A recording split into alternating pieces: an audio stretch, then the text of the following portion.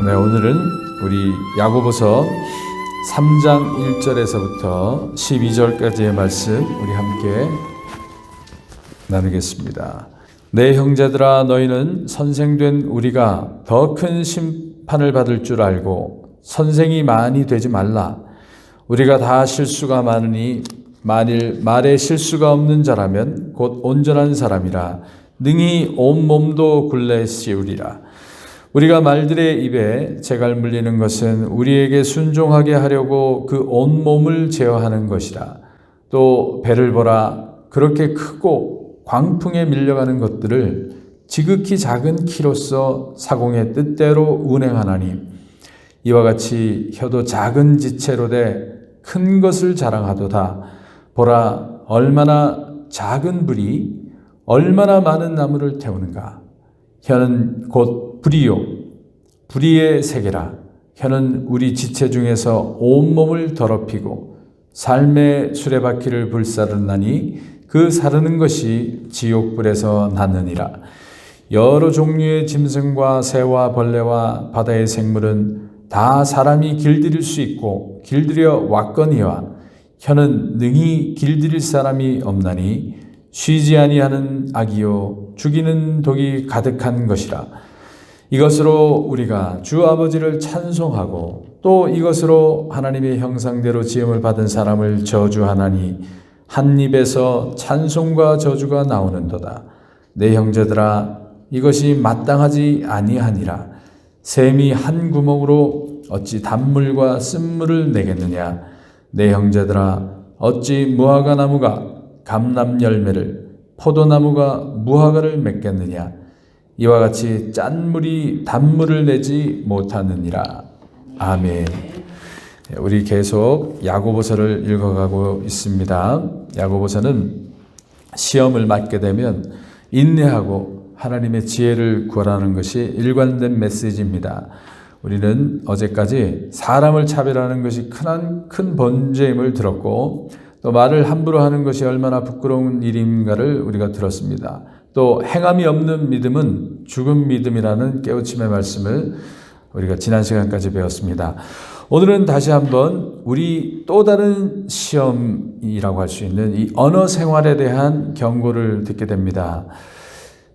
이 본문에 오늘 읽은 말씀을 보면 그 말로 인한 상처와 어려움이라고 하는 것은 2000년이 지난 오늘이나 그 2000년 전이나 동일한 것 같습니다.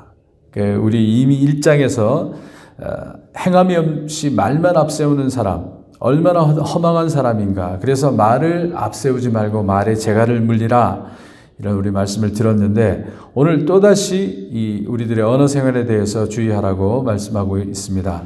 그만큼 말로 인한 시험이 많았기 때문이 아니겠습니까?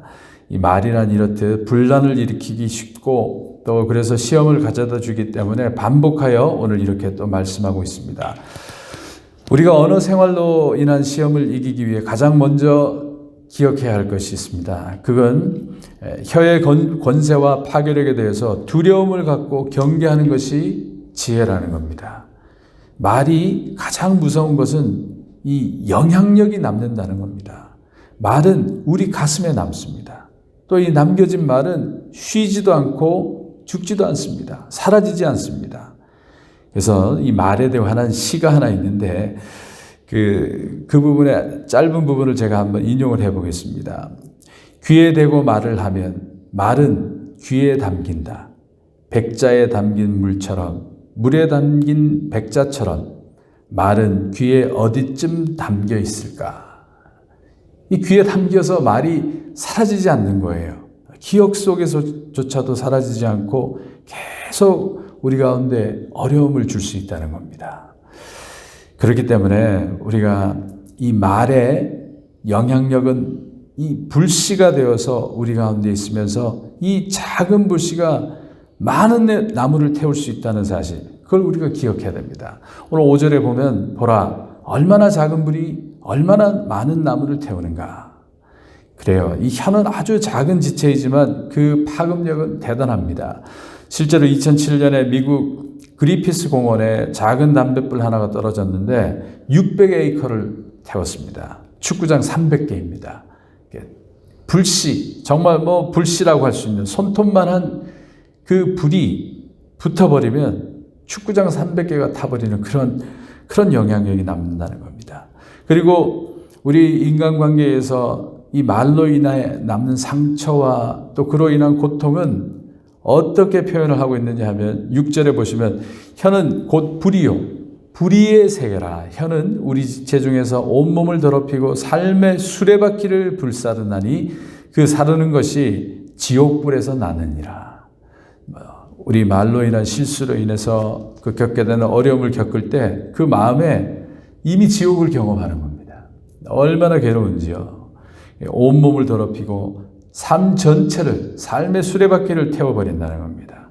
더 이상 굴러갈 수가 없는, 그렇게 무서운 것이 이 혀의 권세고, 또 말을 잘못하게 되면은 우리 가운데 이렇게 잠시의 상처만 남는 게 아니라 그렇게 오래 남듯이 이 말의 실수는 계속 반복될 수 있다는 거예요. 그래서 8절에 보면 쉬지 아니하는 악이요 죽이는 독이 가득한 것이라. 쉼이 없다는 겁니다. 그래서 우리 말 실수는 20대 때 내가 실수하고 30대부터 안 한다 이것도 아니고 30대, 40대, 50대 우리가 죽을 때까지 이 말의 실수에 대해서 쉼이 없는 이 권세를 우리가 늘 경계해야 된다는 겁니다. 그리고 무엇보다도 가장 명심해야 할 것은 이 말한 자는 말에 대한 심판을 받는다는 거예요. 그 1절에 보시면 형제들아 선생된 우리가 더 큰 심판을 받을 줄 알고, 더 큰 심판이 반드시 따른다는 겁니다. 말은 뿌려지면 꼭 씨앗 같아요. 어디선가 자라고 있게 됩니다. 말은 또 화살과 같습니다. 어딘가 날아가서 그곳에 꽂혀 있습니다. 그렇기 때문에 말을 많이 하게 되면 정말 큰 실수를 우리가 하게 되고 차라리 말을 삼가는 것이 지혜로운 자가 되는 겁니다.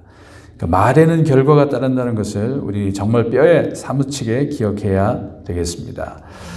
그런데 우리 언어 사용과 관련해서 오늘 3가지 정도 우리의 큰 줄기 속에서 꼭 기억하기를 원하는 그 말씀을 나누기 원합니다. 먼저 1절입니다.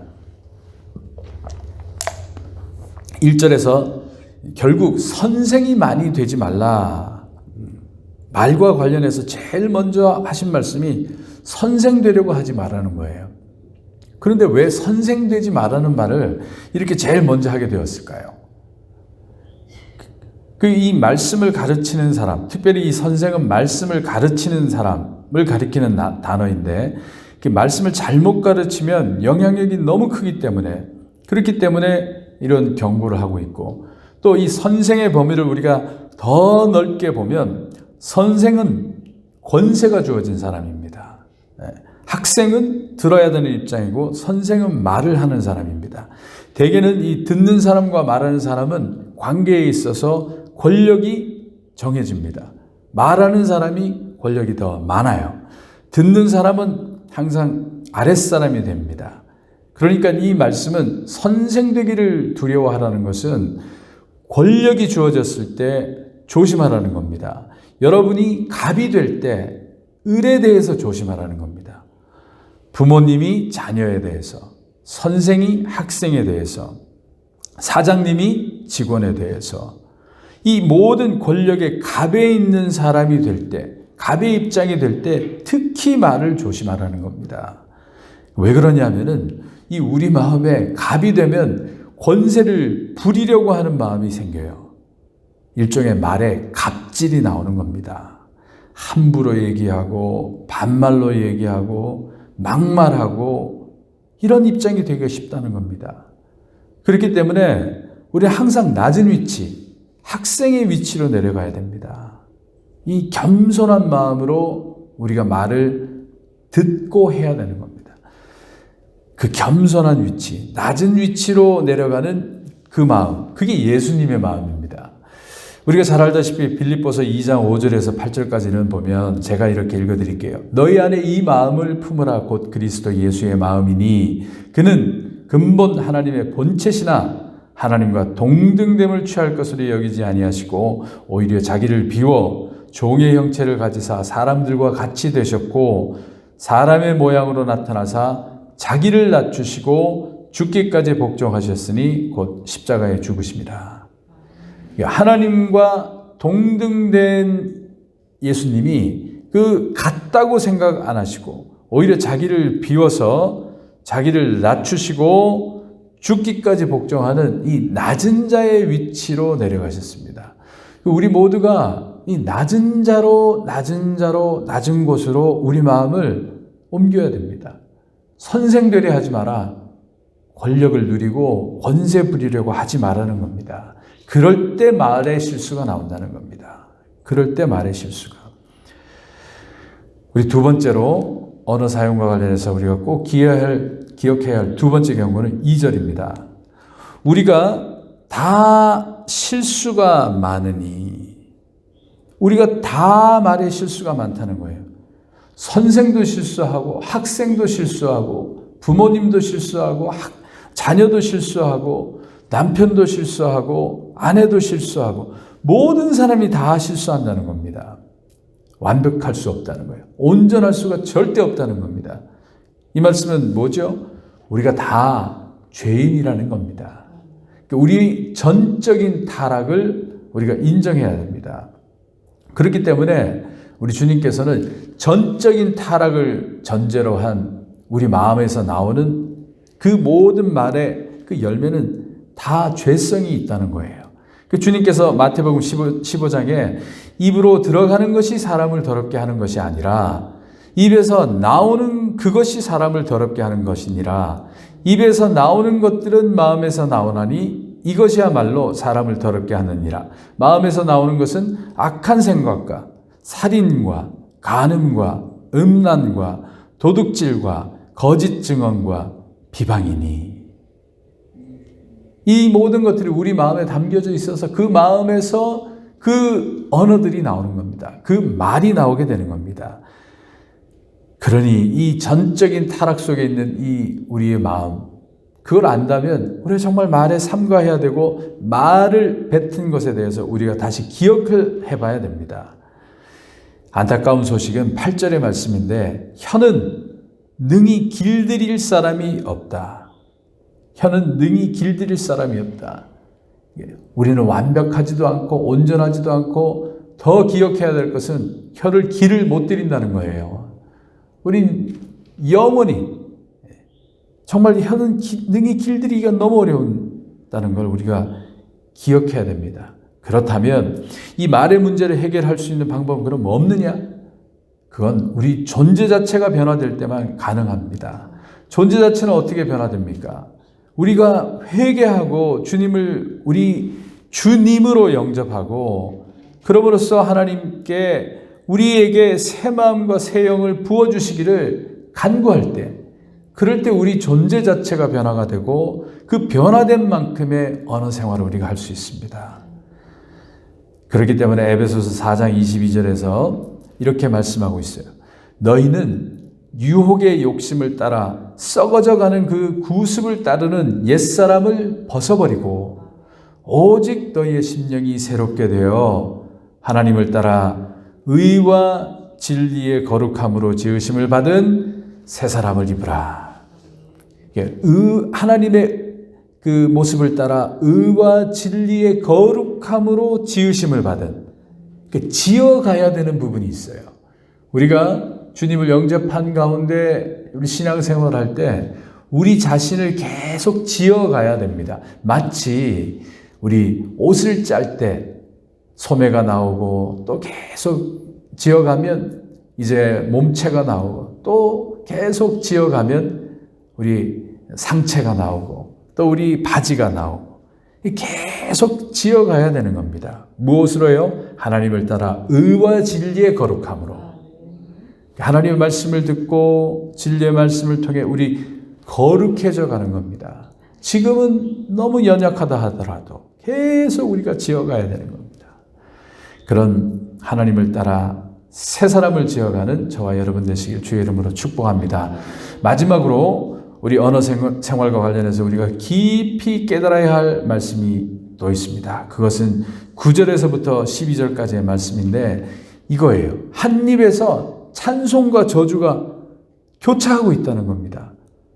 한 입에서 찬송도 나오고 저주도 나오고 있다는 겁니다.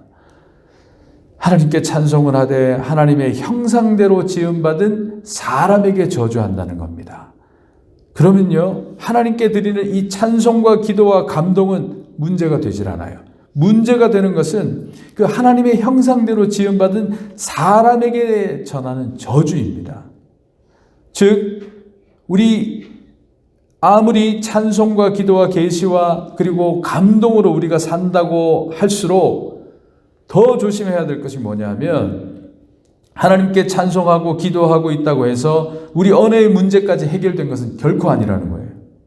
오히려 우리 찬송하고 기도하고 계시를 받는 이 모든 사람일수록 잠시 멈추고 자신의 언어를 발견해야 됩니다.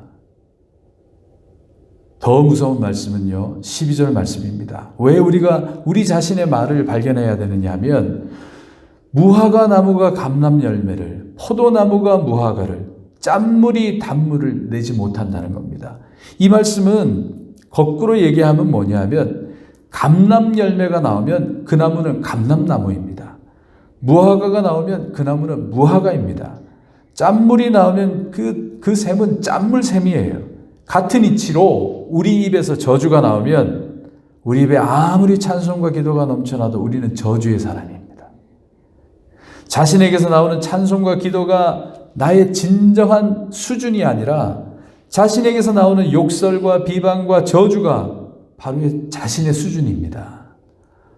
그것이 자기의 본질이에요. 그것이 아직 자기의 영적 수준이라는 겁니다.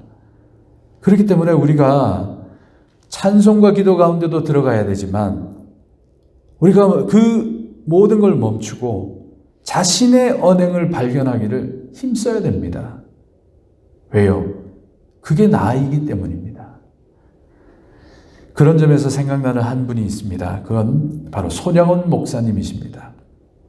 그분은 우리가 잘 알다시피 사랑의 원자탄이라고 하는 책의 주인공입니다. 저기 남쪽 애양원에서 사역을 하며 한센씨 환자들을 돌봤습니다. 정말 감동의 목회를 하신 그 목사님이셨습니다. 그런데 그 목사님에게 감당할 수 없는 비극이 찾아왔어요. 1948년에 한국전쟁 나기 전이죠. 그 좌익과 우익의 그 혼란한 속에 그 반란군이 들어와서 교회를 지키고 있던 목사님의 아들 둘을 살해를 했어요. 그 아들들이 그 반란군을 설득하고 오히려 그 짧은 시간에도 전도하고자 하는 그 순간에 두 아들을 다 잃게 되었습니다. 이 소식을 들은 손 목사님은 순교한 두 아들을 데려가신 하나님께 감사하고 자신의 그 두 아들을 살해한 범인을 비방하거나 저주하지 않았습니다. 오히려 그 범인을 용서하고 사면해 줄 것을 탄원해서 결국은 그 범인을 양자로 삼게 됩니다. 그리고 두 아들의 장례 예배 때 이런 감사의 글을 하나님께 올립니다. 그것이 유명한 9가지 감사의 글이에요. 나 같은 죄인의 혈통에서 순교의 자식들을 나게 하시니 감사합니다. 허다한 성도 중에서 이런 보배를 나에게 주시니 감사합니다. 셋째, 삼남 삼녀 중에서 가장 귀한 장남과 차남을 바치게 하시니 감사합니다. 넷째, 한 아들의 순교도 귀하거늘 하물며 두 아들이 순교할 수 있게 하셔서 감사합니다. 다섯째, 예수 믿는 사람은 병들어 죽어도 복인데 전도하다 총에 맞아 순교했으니 감사합니다. 여섯째, 아들들이 미국으로 유학 가려고 했는데 그보다 좋은 천국 갔으니 내 마음 안심되어 감사합니다. 일곱째, 내 아들을 죽인 원수를 회개시켜 아들을 삼는 사랑의 마음을 주시니 감사합니다. 여덟째, 내 아들의 순교의 열매로서 무수한 천국의 열매가 생길 것을 인하여 감사합니다. 아홉째, 역경 속에서도 하나님의 사랑을 깨닫게 하시고 이길 수 있는 믿음을 주시니 감사합니다. 사람은 자기 안에 가득한 것을 말하게 된다는 것을 다시 한번 생각하게 됩니다. 우리 모두 손영원 목사님과 같이 정말 감당하기 힘든 상황에서조차도 우리 주님의 마음으로, 우리 예수님의 마음으로 말할 수 있는 그런 선하고 아름다운 주님의 제자된 삶을 살게 되기를 주의 이름으로 축복합니다. 우리 기도하겠습니다. 하나님 아버지,